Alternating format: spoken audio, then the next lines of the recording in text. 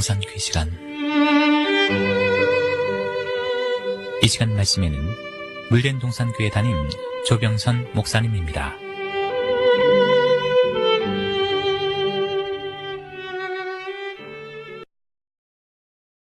할렐루야, 주 안에서 평안하셨는지요?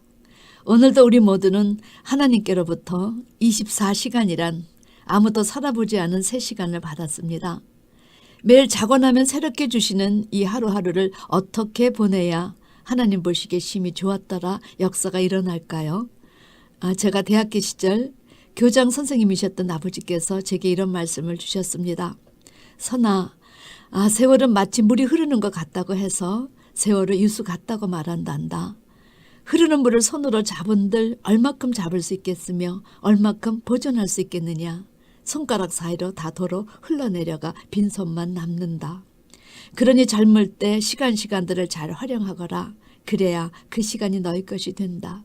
여러분, 세월을 흐르는 물이라고 표현하는 것은 그렇게 자고 나면 누구에게나 매일 24시간씩 주셔서 시간이 많은 것 같지만 그런 시간들이 유수 같다는 개념이 없으면 아차하는 순간에 다 지나간다는 그런 경종의 말씀이 아니겠습니까?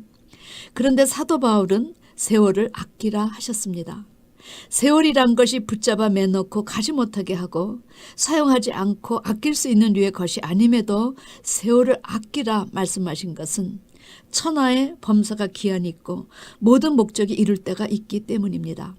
그렇기 때문 우리 성도가 어떻게 행할 것을 자세히 주의하여 지혜 없는 자 같이 하지 말고 오직 지혜 있는 자 같이 하여 어리석은 자가 되지 말고 오직 주의 뜻이 무엇인가 이해하라. 왜냐하면 때가 악하기 때문이다.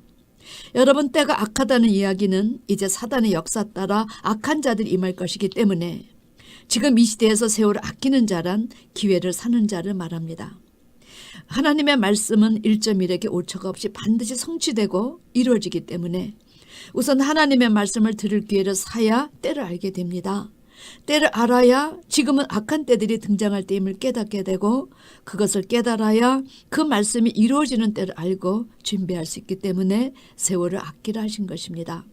성경은 때의 중요성에 대해 제시해 주시지요.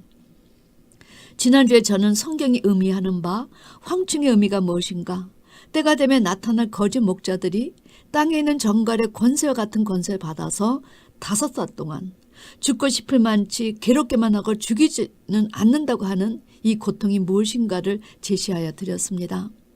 하나님의 말씀에 보지도 말라 듣지도 말라는 이 정품처럼 번쩍이는 유리잔에 담아주는 이 물탄 포도주, 누르게 되는 무교병의 말씀을 들으면 먹구멍으로는 순하게 내려가지만 이것이 마침내 뱀같이 물 것이요 독사같이 쏠 것이라.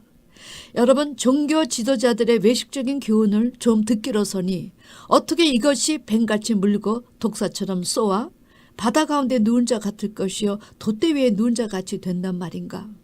어떻게 스스로 말하기를 사람이 나를 때려도 나는 아프지 아니하고 나를 상하게 하여도 내게 감각이 없도다. 어떻게 이렇게 문둥병자처럼 감각을 다 잃을 수 있단 말인가. 어떻게 이런 현황에서도 내가 다시 그 수를 찾겠다 할 수 있는가. 저는 이 말씀을 이해하는데 참으로 많은 시간이 걸렸습니다만 예수님 시절 제자들 역시 주님께서 바리새인과 사두개인의 누룩을 조심하라 하셨는데 그 의미를 몰라 이해하지 못하니 주님께서 직접적으로 2가지에 대해서 경종의 말씀을 주셨습니다. 누가복음 12장 1절 가라사대 바리새인들의 누룩 곧 외식, 즉 그들의 위선적인 행위를 주의하라. 2번째 마태복음 16장 12절 그제야 제자들이 떡의 누룩이 아니요 바리새인과 사두개인의 교훈을 조심하라 하신 줄을 깨달은지라. 성도 여러분, 신학이 잘못되면 신앙의 삶이 자연적으로 잘못되는 것입니다. 그들은 인간이 만든 전승을 마치 하나님의 말씀과 같은 자리에 놓고 잘못된 교훈을 제시했습니다. 이들은 사람의 계명으로 교훈을 삼아 하나님의 계명을 버리고 사람의 유전을 지키며 위선적인 행동을 자행했다는 것입니다. 복음서에 나오는 고르반이라는 이야기가 무슨 말씀인가? 여러분, 고르반은 하나님께 드리는 제물 또는 헌물을 의미합니다.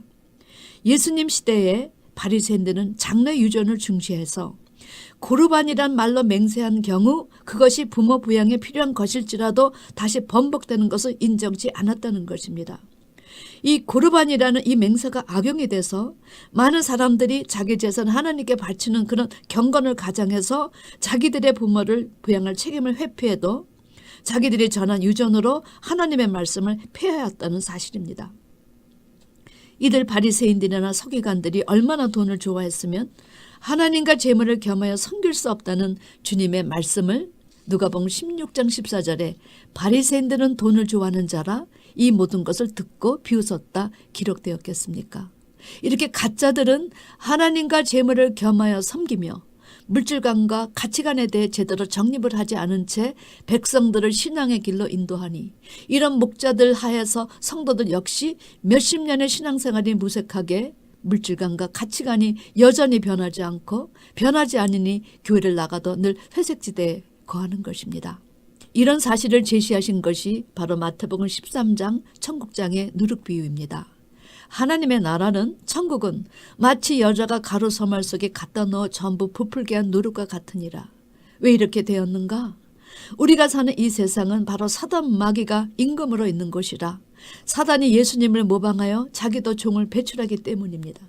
그런데 예수님이 배출하는 종들은 충성되어 때를 따라 양식을 전하는 종인데 비해 사단 마귀가 배출하는 종들은 진리의 사랑을 받지 아니해서 하나님께서 유혹을 저희 가운데 역사하사 거짓 것을 믿게 하셨기 때문입니다. 그런 연유로 가짜 목자들은 불의의 모든 속임으로 임한다는 것입니다. 누룩들은 유교병이나 물이 들어간 물탄 포도주는 하나님께서도 보지 말라 듣지도 말라 경고하신 것입니다. 그런데 사람의 계명으로 교훈을 삼아 하나님의 계명을 버리고 사람의 유전을 따라 가루서말에 누룩을 넣어 전부 부풀게 해버렸으니 교회마다 난리들이 난 것입니다. 이것이 이 세상에서 세워져가는 교회의 현실입니다.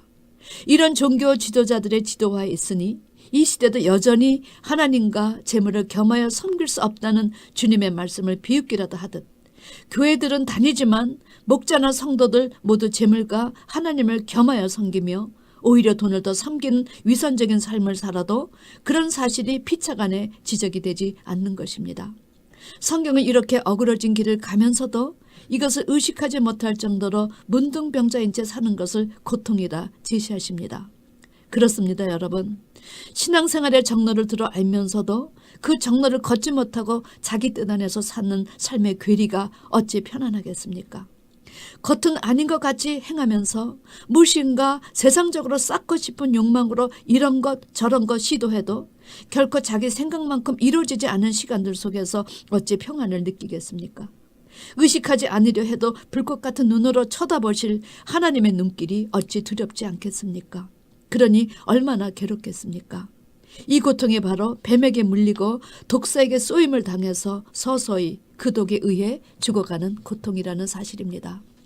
그런데 정말 문제 중에 문제요, 충격 중에 충격은 이런 하나님의 말씀을 들으면서도 하나님의 말씀에 플러스 인본주의가 들은 유교병의 말씀을 듣는다는 것이 바로 뱀에게 물리고 쏘이는 것이라는 사실을 이제 알게 되었어도 그 고통은 무감각의 고통이라 해도 그것을 경정이라고 생각하지 않는다면 그것은 어디에서 온 마음일까요? 오랫동안 유교병을 먹어서 이 고통이 느껴지지 않은 것일까요? 왜 몇십 년 유교병을 먹어왔는데도 뱀에게 물리고 쏘였다는 생각을 한 번도 해보지 않았을까요? 제가 이 말씀에서 깨달은 것은 이 음료라는 단어 자체가 그동안 우리의 신앙생활에서 한 번도 듣고 경험하지 못한 단어이기 때문이라는 사실입니다. 이 음료라는 것이 하나님 나라의 비밀이었기 때문에 목사 자체도 몰라 성도 자체도 몰라 오랜 동안 성경은 줄곧 이 사실에 대해 선포해 주셨지만 우리 목회자 자신이 이런 황충과가 있어 성도들을 해친다는 발상조차 하지 못했기 때문입니다. 제가 성경을 연구하면서 가장 어려운 주제가 바로 이 주제였습니다.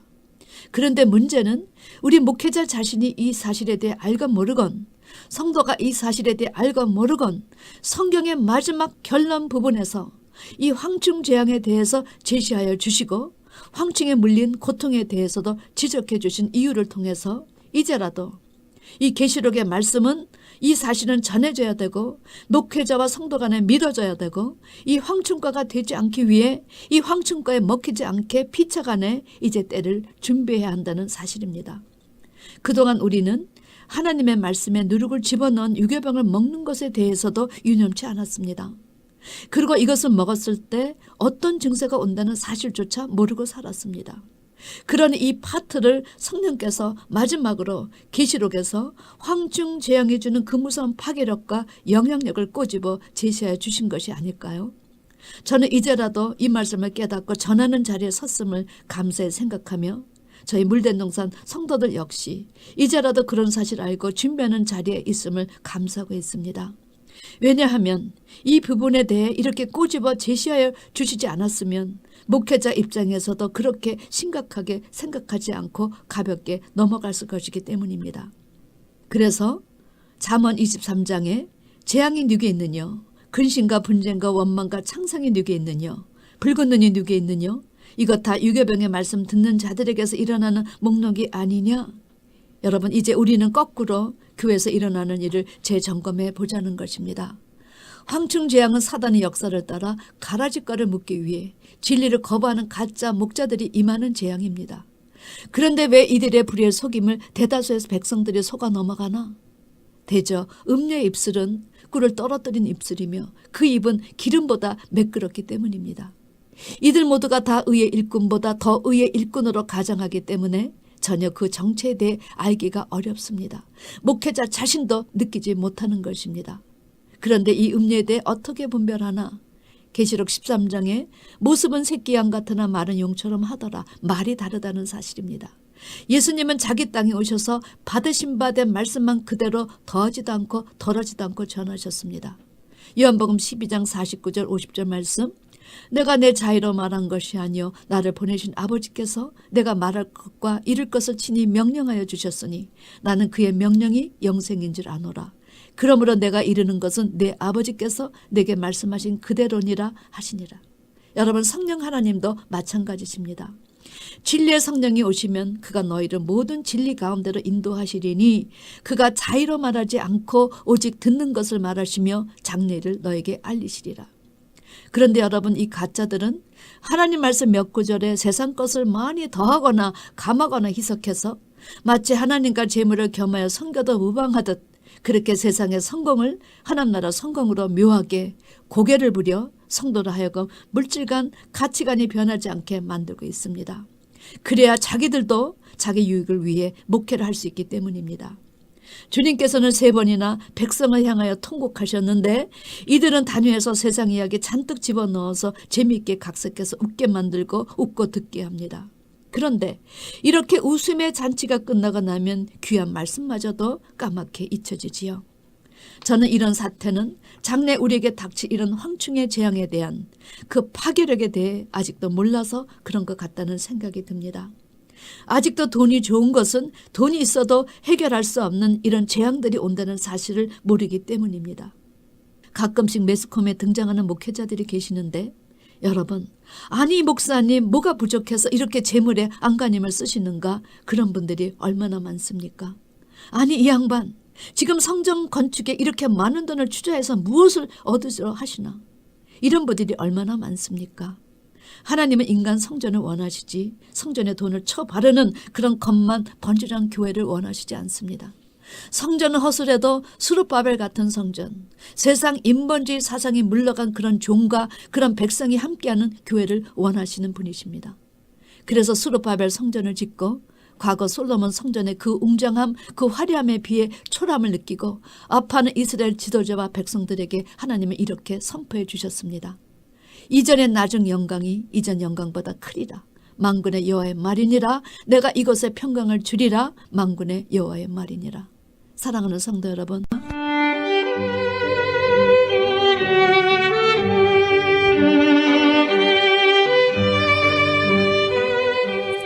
지금까지 말씀에 물된 동산교회 담임 조병선 목사님이었습니다.